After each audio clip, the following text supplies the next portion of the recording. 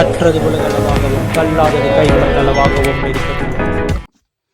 Hello everyone, எல்லாரும் எப்படி இருக்கீங்க? நல்லா இருக்கீங்களா? இந்த வீடியோ நம்ம பேசுகிற டாபிக் என்ன அப்படின்னு பார்த்தீங்கன்னா, ரொம்ப நாளாக எல்லாருமே எக்ஸ்பெக்ட் பண்ணிட்டு இருந்த ஒரு முக்கியமான நாள் இன்னைக்கு வந்து எல்லாருமே வந்துருக்கு. முக்கியமாக பொலிட்டீஷியன்ஸ் எல்லாருக்கும் இந்த ஒரு நாள் வந்து ரொம்ப ரொம்ப முக்கியமான ஒரு நாளாக இருக்கும். அதுக்கான காரணம் என்ன அப்படின்னு பார்த்தீங்கன்னா, எலெக்ஷன் கமிஷன்ஸ் வந்து அடுத்து நடக்க போகிற சட்டமன்ற தேர்தலுக்கான டேட் அனௌன்ஸ் பண்ணியிருக்காங்க. அண்ட் அந்த டேட் அனௌன்ஸ் பண்ணி முடிச்ச அப்புறம் என்னென்னலாம் ஆயிருக்கு, எப்போ டேட் அனௌன்ஸ் பண்ணியிருக்காங்க, என்னைக்கு எலெக்ஷன், எப்போ வேட்புமனு தாக்கல் பண்ணணும், என்னைக்கு அதை வாபஸ் வாங்கணும், என்னைக்கு செக் பண்ணுவாங்க, இதெல்லாம் தாண்டி வேட்பாளர்கள் என்னென்னலாம் செய்யணும், என்னென்னலாம் செய்யக்கூடாது, ஆஸ் ஏ ஓட்டர்ஸா நாம என்னென்னலாம் செய்யணும், என்னென்னலாம் செய்யக்கூடாது அப்படிங்கிற எல்லா விஷயங்களும் தான் இன்னைக்கு இந்த வீடியோ உங்ககிட்ட நான் பேசணும் அப்படின்னு சொல்லிட்டு நினைச்சேன்.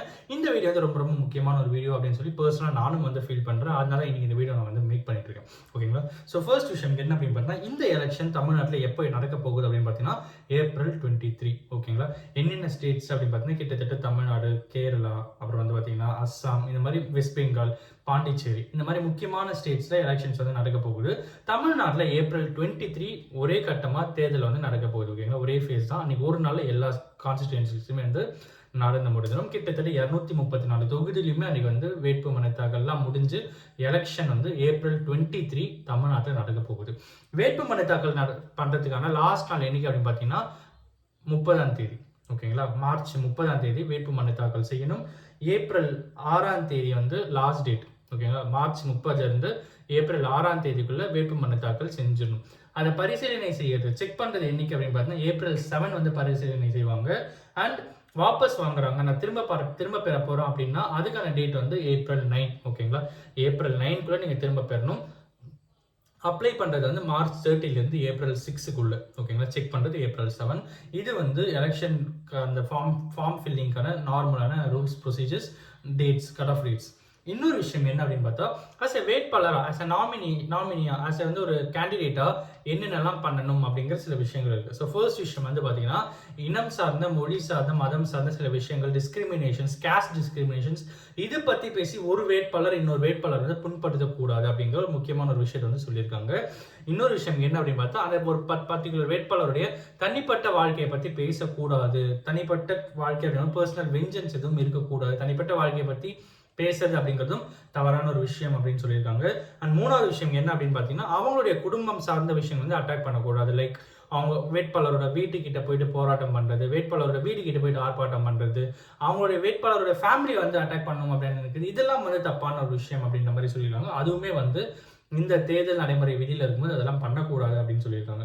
அண்ட் நெக்ஸ்ட் விஷயம் என்ன அப்படின்னு பார்த்தீங்கன்னா, கோவில்கள், மசூதிகள், சர்ச்சுகள், இந்த மாதிரி வந்து ஹோலி பிளேசஸை வந்து ஓட்டு வாங்குறதுக்காக வந்து யூஸ் பண்ணக்கூடாது அப்படின்ற மாதிரி சொல்லியிருக்காங்க. ஓட்டு கேட்டு போகிறதுக்கோ அது மாதிரி சில விஷயங்களுக்கு அந்த மாதிரி ஹோலி பிளேசஸ் வந்து யூஸ் பண்ணக்கூடாது. சர்ச், மசூதிகள், கோவில்கள் இந்த மாதிரி யூஸ் பண்ணக்கூடாது அப்படின்னு சொல்லியிருக்காங்க. நெக்ஸ்ட் விஷயம் என்ன அப்படின்னு பார்த்தீங்கன்னா, மக்களை வந்து டைரெக்டாக வந்து மிரட்டி ஓட்டு வாங்கணும் அப்படின்னோ, எல்லாம் வந்து நீங்கள் கம்பல்ஷனாக ஓட்டு போட்டே ஆகணும் அப்படின்னு சொல்லி மக்களை வந்து புண்புறுத்துறதோ, இன்னும் அஃபெண்ட் பண்ணுறதோ, மிரட்டுறதோ கூடாது அப்படின்ற மாதிரி சொல்லியிருக்காங்க. அண்ட் நெக்ஸ்ட் விஷயம் என்ன அப்படின்னு பார்த்தீங்கன்னா, இப்போ சிலர் நம்மளாம் கிராம சைட்லாம் போகும்போது வீட்டு வெளியே பார்த்தீங்கன்னா வாக்களிப்பீர் உதயசூரியன், வாக்களிப்பீர் இரட்டை இலை, வாக்களிப்பீர் விவசாய சின்னம், அந்த மாதிரிலாம் போட்டிருக்கோம் பார்த்தீங்களா? அந்த மாதிரி இருக்கும்போது வந்து அந்த மாதிரி பர்டிகுலர் அவங்க யாரோட வீடோ அவங்ககிட்ட ப்ராப்பராக பர்மிஷன் வாங்கிட்டு அதை வந்து போட்டிருப்பாங்க. அது இல்லாமல் பெர்மிஷன் இல்லாமல் அந்த மாதிரி சில விஷயங்களை பண்ணக்கூடாது அப்படின்ற மாதிரி சொல்லியிருக்காங்க.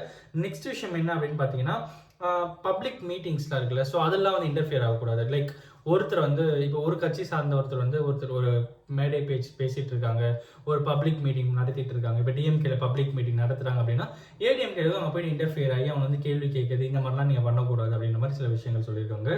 அண்ட் நெக்ஸ்ட் விஷயம் என்ன அப்படின்னு பார்த்தா, ஒரு கட்சியினர் வந்து ஒரு வால் போஸ்ட் ஒட்டியிருக்காங்க அப்படின்னா அதை இன்னொரு கட்சியினர் வந்து அதுக்கு மேலே போயிட்டு வால் போஸ்ட் ஒட்டுறது, அதெல்லாம் பண்ணக்கூடாது அப்படின்ற மாதிரி சொல்லியிருக்காங்க. நெக்ஸ்ட் விஷயம் என்ன அப்படின்னு பார்த்தீங்கன்னா, ஊர்வலம்லாம் இருக்குல்ல, இப்போ கட்சியினர்லாம் ஊர்வலம் நடத்துவாங்க, அதெல்லாம் நீங்கள் ஆல்ரெடி டேட்ல ஃபிக்ஸ் ஆயிருந்தால் அந்த டேட்லாம் மாற்றக்கூடாது. அதெல்லாம் போலீஸ்கிட்ட ப்ராப்பராக பர்மிஷன் வாங்கியிருக்கணும் அப்படின்ற மாதிரி சொல்லியிருக்காங்க. நெக்ஸ்ட் விஷயம் என்ன அப்படின்னு பார்த்தீங்கன்னா, ஆளும் கட்சியினர் வந்து கவர்மெண்ட் பவர்ஸை யூஸ் பண்ணக்கூடாது அப்படின்ற மாதிரி சொல்லியிருக்காங்க. அண்ட் நெக்ஸ்ட் விஷயம் என்ன, மினிஸ்டர்ஸ்க்கும் ரெஸ்ட்ரிக்ஷன்ஸ் இருக்குன்னு சொல்லியிருக்காங்க. நெக்ஸ்ட் வந்து கவர்மெண்ட் வந்து யூஸ் பண்ணும், கவர்மெண்டோடைய ப்ராப்பர்ட்டிஸ், கவர்மெண்டோட வெஹிக்கிள்ஸ், கவர்மெண்டோட தனிப்பட்ட ஃப்ளைட்ஸ், இது எல்லாத்தையுமே வந்து நீங்கள் வந்து தேர்தலுக்காக இந்த மாதிரி விஷயத்தெல்லாம் யூஸ் பண்ணக்கூடாது அப்படின்னு சொல்லியிருக்காங்க. அப்புறம் வந்து பார்த்தீங்கன்னா, ஃபினான்ஸ் கிராண்ட் பண்ணுறது, நிதியை வந்து கிராண்ட் பண்ணுவாங்கல்ல, அந்த மாதிரி விஷயத்தையுமே வந்து சில ஸ்கீம்ஸுக்கு நிதி கிராண்ட் பண்ணுறது, இந்த மாதிரி சில விஷயத்தையுமே வந்து தேர்தல் நடைமுறை விதிகள் நடைமுறையில் இருக்கும்போது பண்ணக்கூடாது அப்படிங்கிறது ஒரு முக்கியமான விஷயம்.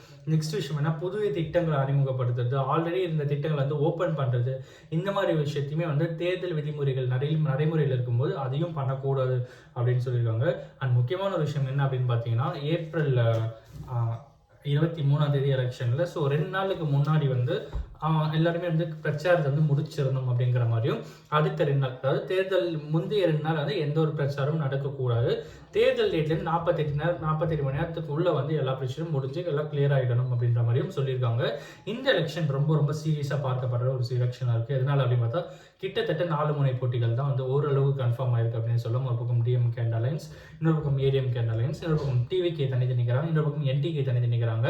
ஸோ 2 கட்சிகள் தனித்து நிற்குது, 2 கட்சியிலிருந்து கூட்டணி நிற்குது. யாருடைய மெஜாரிட்டி எப்படி இருக்கு, என்ன எதுன்ற மிகப்பெரிய ட்விஸ்ட் இனிமேல் தான் நிறைய நடக்க போகுது. அண்ட் முக்கியமாக பப்ளிக்காக நீங்கள் வந்து ஒரு ஹை வேல்யூ கேஷஸ்லாம் எடுத்து போகிறது முடிஞ்ச அளவுக்கு அவாய்ட் பண்ணுங்க. அது ரொம்ப ரொம்ப ரிஸ்கியான ஒரு விஷயம் அப்படிங்கிறதையுமே இந்த வீடியோ உங்ககிட்ட நான் சொல்லிக்கணும் அப்படின்னு நினச்சேன். இந்த வீடியோ யாருன்னா ஒருத்தருக்கு நாலேஜ் ஷேரிங்காக இருக்கும்னு சொல்லி நான் வந்து நம்புகிறேன். Thank you so much.